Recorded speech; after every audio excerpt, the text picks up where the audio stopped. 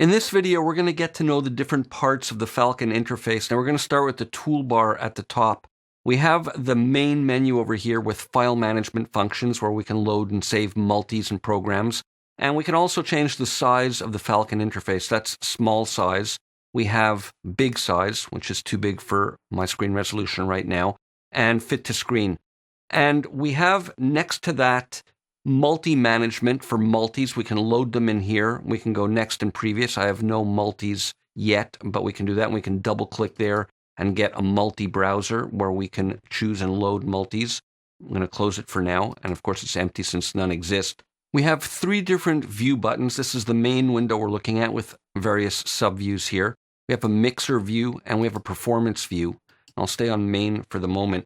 We have some show hide sidebar controls over here where I can hide or reveal the list on the left with that button, and that's the part list, tree list, or the list. And I can hide or reveal the browser on the right with this button over there. And let's go back to fit screen size. Now we have tempo and transport controls here. We have tap tempo. We have sync to host button over here, an autoplay button, and stop and start for when we're using loops within here. And finally on top we have a global tuning button and a master volume button over here, and the UVI icon, of course. Now we have a status bar at the bottom, and we get the version number over here, and we get various information and performance summary over there. And then we have hover help. So wherever I point my mouse over, you'll see that in the bottom it's displaying info in terms of what it is that I'm pointing at. So that's very useful. Now the main view over here has different sub-views. Let's look at edit view over here. Now we can see details for the program, the layer, the key group, and the oscillator. And then we have the mapping editor. We can open and close all these, and then the modulation editor over here. So we can click these disclosure triangles to view the details for all of these. And similarly for the mapping editor and modulation editor, there's nothing in here right now since it's empty. We can also hide or show any of these parts with these filter buttons on here. Now this will hide the programs. This is for layers, key groups, and this is for the oscillator section. And finally, the mapping editor and modulation section. So we can focus in on whatever we want if it's too much clutter viewing everything. But let's put them all on for the moment. We can further filter what we're viewing here with these buttons. Now here we're viewing the parameters. We can view effects for each of these sections. You remember I said we can add effects at the program level, layers level, or the key group level.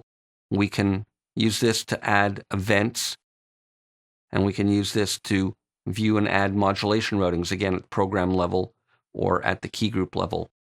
So we can do that, and these are the main parameters.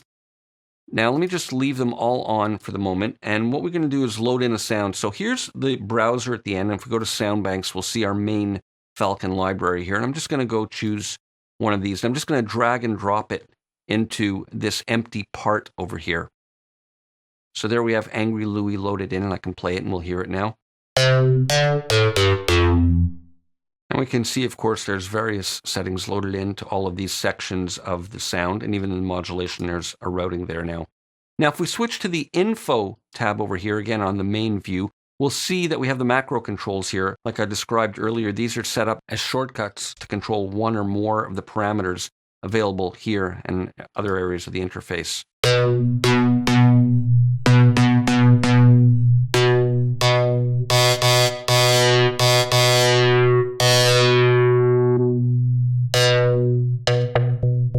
So nice way to control the sound, and we can program them ourselves, of course. Now we have the lists on the side here. Let's start with the part list. It displays controls for each of Falcon's parts.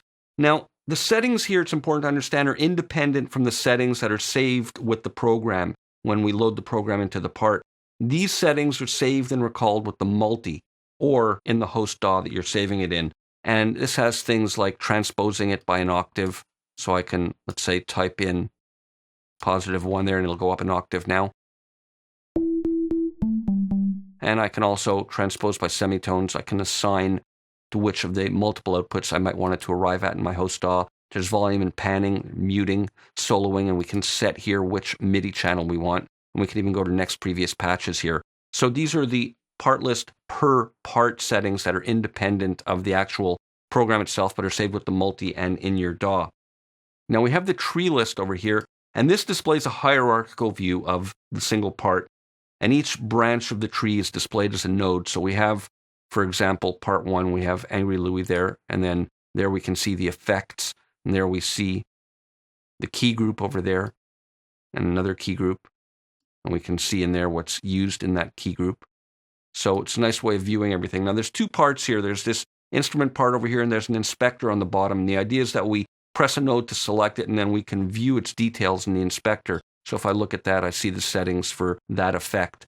Or if I go to the key group, I can see settings pertaining to the key group, and of course, adjust them as well. And we can also right-click and get a menu here to edit our sounds in various ways, and the right-click menu updates depending what you're clicking on. And we can determine which part is showing here via this drop-down menu. There's only one part in this multi right now. And finally, we have the list view over here. And this displays a rundown, a detailed rundown of the settings for each single part and on the currently loaded program. So it's kind of an overview of everything that's going on with this program. So now that we have a sound loaded in, we see that the edit section over here shows what's going on. And we can view in the effects tab over here, different effects that are pertaining to this particular program. And events, there aren't any right now, and modulation routings. We can see them all displayed over there. Now, let's take a look at the browsers. There's 3 different types of browsers in Falcon. We have a program file browser, and that's used for loading programs, loops, and samples. We have a multi-file browser for loading multis, which we looked at a few minutes ago, and the sidebar file browser over here. So let's start at the beginning. I'm going to go back to parts view over here. Let's just close that up. And we can get to the program browser by double-clicking a program name or an empty part in the part list or in the mixer or in the performance view. Now, let's say I'm going to add a part here. So there's another empty part in the multi. I can double-click here, and we get a big browser in the middle. So this is the main program browser. We have the Falcon library over there, and there's places where we can store and create favorite locations to jump to quickly. And we'll look at these in more detail. This is just a kind of quick view, but this is a way that we can load in and browse and load in sounds to parts from there. And we can also double-click in the mixer view. I'll just jump there real quickly.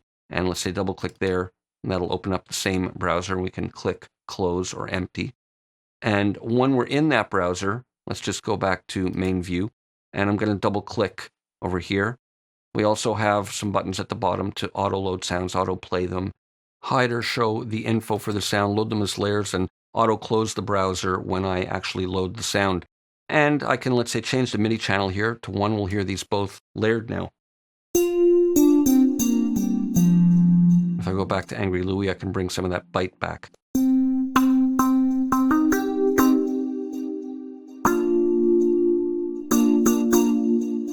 Now, the multi-browser is accessed by double-clicking there.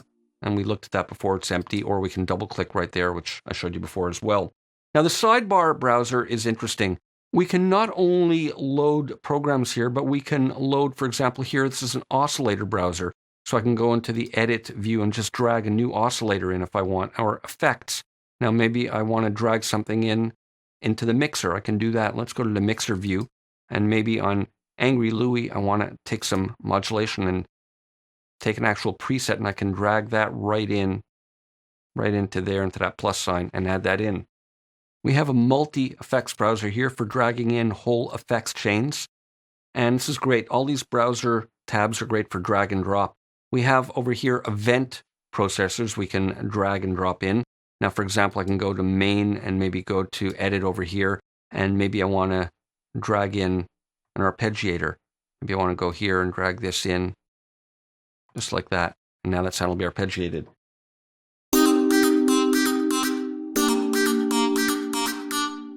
And we have finally over here modulation browser where we can drag and drop in various types of envelopes.